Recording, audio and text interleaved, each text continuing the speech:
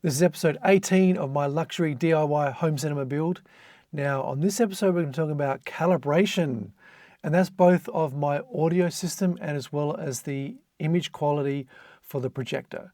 And this is going to be a shorter one because we're just covering why you'd want to do a calibration, maybe when you should definitely do a calibration, and what you should expect to get out of it that will help you achieve the best performance in your cinema. If you want to see some of the other videos in my build series, check them out in my playlist. I go all the way back to how we constructed this cinema, all the way through to the DIY projects I've done. But let's talk about calibration now. I'm going to start with the calibration of my Trinnov system for the audio. And that's because this was done a long time before I then did my video calibration.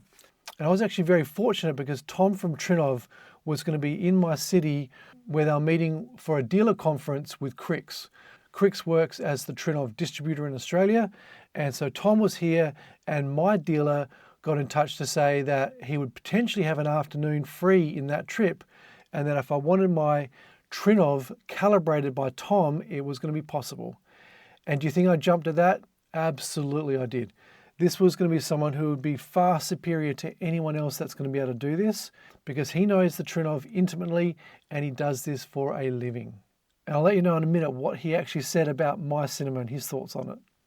Now the calibration is happening on day 964 of my project. And the Trinnov unit itself has only arrived within the couple of days prior to that. So Tom's here, the Trinnov unit has just arrived. It was definitely on back order for a while. I think after they did a release at the start of that particular year, there was certainly a couple of months before their production processes caught up, and it took a while before my unit was available and ready. And this is going to be a bit of a hurry because not only is the unit only just arrived, some of the cabling that I'd ordered through the dealer has also only just arrived for the interconnects in particular. So whilst all the amps are all set up and mostly wired, but all the cabling from the Trinnov back to the amps has to be done quickly. Tom's here and waiting. He's got limited time. He was actually flying out that afternoon and we've got to get it done so he's got adequate time to do his calibration. And I've got a couple of images here of him while he's in process doing that. He did it obviously from the middle front row seat. That's where the whole sound is going to be calibrated back to be the sweet spot. And he ran through his exercises of going through the different sound profiles and setting up a couple of those profiles in my system, both one for really cinema mode and then one for stereo, just music listening mode. But I want to mention like what my processes was going to be really for the calibration. I really had no intention of sitting through looking at the Trinnov manual and trying to go through and spend days to work out how to go through a calibration, how to set up certain profiles and then start saving them. Like that to me is something where there's experts for that. My real passion was about building and designing the room and getting it in a way where I could have the best acoustic performance because the room was constructed in a way which would allow it. But I didn't want to have to sort of educate myself and spend enormous amounts of time on learning how to do a Trinnov calibration that I was literally going to do once. And that's the thing, this is going to be needed to be done one time, and if it's set up properly, it doesn't need to be touched again. That's it, it's a one and done. So it probably wasn't going to be worth my time to have to learn that whole process, whereas the cost of someone like Tom to do it was actually quite reasonable. And as someone who's got the core expertise, does this day in, day out, and it's quite a reasonable cost to just go ahead and just absorb that into the cost of your room. And you know when you've got a good calibrator because you're walking on eggshells the whole time that you don't make if you're in the room, you cannot make a single sound. You cannot move around when they're starting to whatsoever be ready to do calibrations and have anything which is distracting to them at all. And Tom is a 100% focused person. So whilst I sat in and watched him do the calibration and certainly sort of saw how it's done and what exercises he goes through, you cannot be part of the process or to be a distraction in the process in any way. And my dealer certainly gave me the heads up in advance that, you know, the calibration is going to be done a certain way, and Tom's got, you know, some very specific outcomes of how he wants that system to sound and perform like. So I did know to expect that, and that's exactly what we got. But really, like the whole process for really about a half a day ended up with a couple of sound profiles stored on the Trinnov. I've never had to touch them or adjust them. And really my only lessons learned from it is knowing now how we use the room, I probably would have done a second set of calibrations to also have a different profile for the back middle row seats. And you might say, well, why would you do that? And it's partly because everything's calibrated to the front middle row seat, meaning that the bass and the subs are all calibrated to that point in particular. And the levels of the bass in the room, how Tom set it, I probably would also do a second profile where it boosted up that bass by, I don't know, another 10, 15%. Because I think he's got a sweet spot where he likes a room sounding like. And I do think there's times when you might think, well, what's it sound like with extra bass on a certain soundtrack, on a certain movie? So I think I'd like to have the option of having another profile for certain types of movies where I might just want to have an even more maybe overdone bass profile, where for some movies you might actually be quite happy with that, whereas for other movies you're perfectly fine with more of a standard profile. And then having that extra profile for the back row middle is because if I'm the only one in here watching a movie, sometimes I do sit on more the recliner double seat at the back, and therefore I would want the profile to be matching to that location. And I'm almost just thinking more from the bass subs coming from the front stage, just boosting that up a bit, so that's really just hitting that back row and not be tuned into the front row listening position. Again, these are all guesstimates. I really can't put my finger on it to say that that would make any difference. It may actually not, but just knowing how I use the room and how you might use your room, when you're doing a calibration, I think if you can set up a couple of profiles, calibrate those profiles to how you might personally use the room in different modes. And if you change your listening position at all, then I would have a different profile that you can just flip over to for that case. And if you also want different profiles for different movie modes, different types of movies, for example, an action movie, if you want a movie mode with more bass, then have that dialed up in a profile so you can select that mode when you want it. And after a calibration, you'll get a whole set of reports so you can see all the different way that especially the bass. And the other thing in the test that really was helpful is when going down to the really, really super low frequencies, there was a couple of times when we put the volume up quite loud at those low frequencies, just see whether or not there was anything in the room treatments where there was any vibration. And we picked up that there was 3 things happening in the room that needed to be fixed.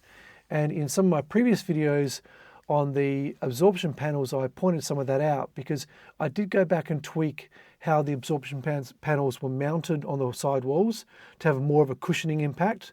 So there's no reason why a hard rubber foot on the back of it was ever going to be bouncing against the wall. And the other thing that I did off the equalization, and the other thing I did off that is identified off the rear wall, the quadratic diffuser had this slight bit of feedback on some of the slats where I just want to put some cushioning pads in between them.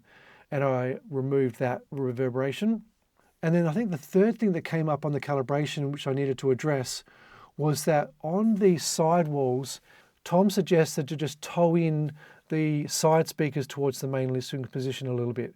So they were put basically flush, just pointing straight out perpendicular into the room.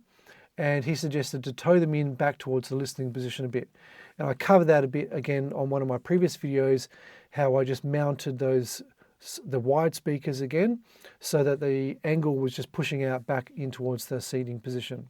So pretty simple changes, but ones that I took very seriously from the calibration, because we don't want any sound introduced from vibration in the room, from your room construction whatsoever.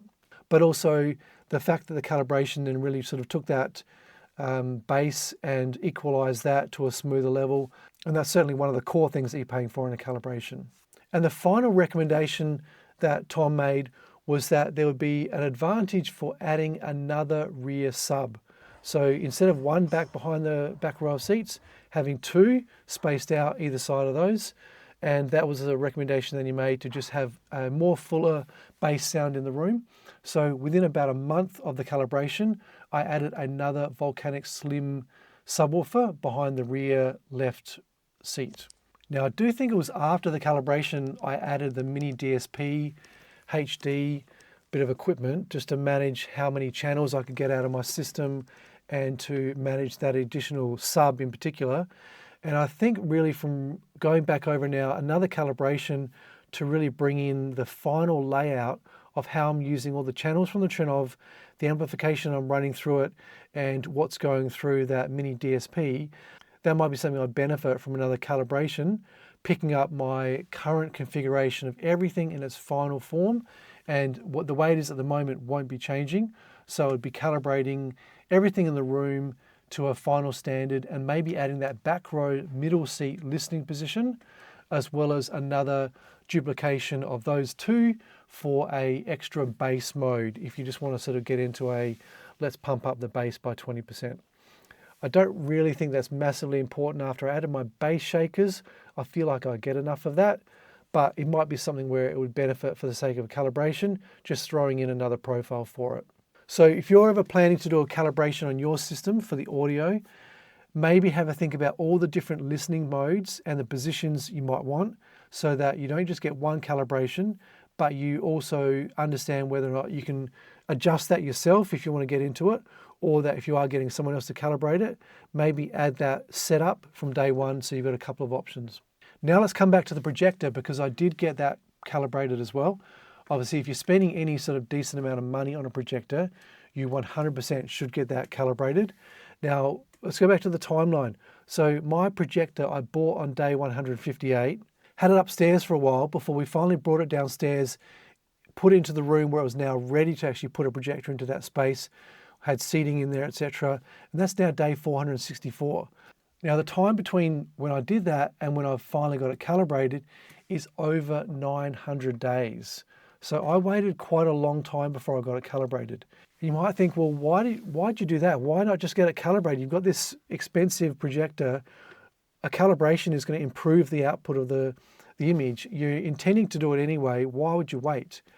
And it was actually the hush box which made me wait, because I knew I was still messing around with trying to really perfect or try to get a version of the hush box I was happy with, and I did not want to get it calibrated until I'd solved the hush box dilemma, because I kept thinking, well, if I get it calibrated now, and then I've either got to remount it in a slightly different position because of the hush box design, or I've got to sort of keep moving it around.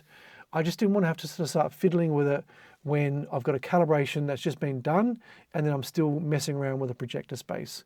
So that dragged on the timeline a bit. And then by that stage, keep in mind, I've got a projector now which I've been using for 1.5 to 2 years.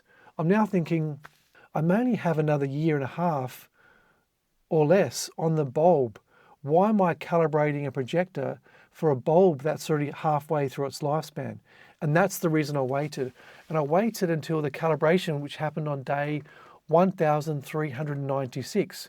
And why is that? Because I'd now put in a new lamp into the projector. And the lamp is not an inexpensive process either. So let's go back. The Sony projector is the VW590ES, and the bulbs are running just under $1,000 for those. And for me, I'm not going to run with anything else other than an official Sony bulb in it. So I've waited to get that new bulb and then tee up the calibration. But just like I had my audio calibrated by one of the best in the business, I went and got my Sony projector calibrated as well by one of the best in the business. And I went to the main calibrator who's known in Australia. He travels all the way around and does calibrations on all sorts of cinemas. And that's who I wanted doing my cinema as well. And it was just a benefit that he actually lived locally. So I'm not having to fly him interstate, but I did have to wait for him to finish a couple of interstate trips before he's available to calibrate my cinema. And so what to expect from the calibration process of your projector. And again, I sat in on that, I watched the process. And unlike the Trinnov, where once you've got your microphone, you can technically do the calibration yourself. With the video calibration, you are bringing in someone who has got all sorts of very expensive equipment, and they're setting that up, and you can never do this yourself. So doing things like having a test disc or whatever is really nothing like what you need to do a proper calibration. You need thousands and thousands of dollars worth of equipment to do this properly, and you need someone who's got all that and is also certified, and this is the important part, certified by the organizations which are allowing them to be properly trained and to show that they know what they're doing. And my calibrator certainly was.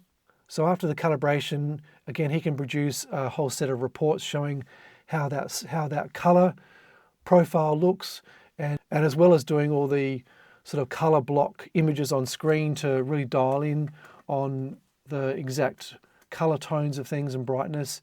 He's also using a couple of different movies, which he knows very well. So certain scenes, he's looking for the color performance to make sure that it's bringing back in line with what he's seen. And again, this is someone who's done calibrations for all sorts of projectors, very high-end ones, mid-range ones. So I highly recommend, if you've got a projector where you've spent any sort of decent money on it, you have to get a calibration. And if it's in its final location, get it sooner than later. It certainly was something where he recommended to have a certain number of hours on it as a minimum before he calibrated. So it wasn't just a take it out of the box, the next day get it calibrated. You do need to have a certain number of hours so that that bulb has really sort of come to life in however that works. But once it's ready, get it so that you can get a full life of really just fantastic image quality when you're ready for it. But I'm going to finish up by telling you the story when Tom from Trinnov was here and he's calibrated my cinema, he's finished what he's doing, and then he made a comment about my cinema, and I'll never forget this. This guy travels all the way around the world. He has seen some of the highest end cinemas you've ever seen, multi-million-dollar cinemas, massive cinemas. The comment he made to me, and I hold this in the absolute highest regard, is he said, "You have a very nice little cinema here." And that was it. The word little sort of stuck out a bit, but I thought, well, you've seen the top stuff. By the time that it was here and the comment that he made at the end, I think he really did like my cinema, and I really found that was something which I can hold on to as being someone that's seen some of the highest end cinemas out there, was in a restrained way very appreciative of the cinema here. And he also made a comment that I had a very good movie collection. And you might think, well, movie collection, I've never shown that on the channel. I will do a future video coming up in the next couple possibly, and I'll do a full rundown of my Blu-ray and 4K collection coming up, so you can see what I've got in my cinema. It is in the equipment room. You saw an image of it in my cabling in the AV rack video. And I'll do a full rundown of all the movies I've got in my physical media collection. So thanks so much for watching this video. I've got all the links down below to all the products I've used in my cinema build. See if any of that's helpful for you if you're trying to do the same sort of thing. Like the video, it helps me out a lot with the channel, and I really appreciate subscribing and sticking through the build series. There's still more coming. I've got more DIY projects. Haven't covered my Blu-ray shelving yet of how I made that, as well as covering things like all the top 10 mistakes that I made in building my cinema. And there's probably a lot more than 10, but I'll narrow it down for you guys. So leave comments and questions down below. I'll try to get back to you. Otherwise, I'll see you later. Bye.